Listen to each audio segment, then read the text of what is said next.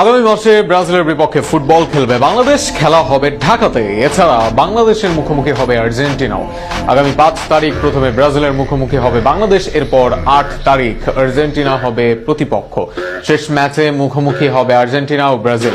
রোমাঞ্চকর এই আয়োজন নিয়ে আরো বিস্তারিত থাকছে প্রতিবেদনে। ফুটবল প্রেমীদের জন্য দারুণ এক চমক অপেক্ষা করছে ডিসেম্বরে। লাতিন আমেরিকার দুই পরাশক্তি ব্রাজিল ও আর্জেন্টিনাকে নিয়ে ঢাকায় অনুষ্ঠিত হতে যাচ্ছে আন্তর্জাতিক মানের ফুটবল উৎসব। AFB Latin Bangla super cup football আয়োজনে রয়েছে AFB boxing promotion international limited.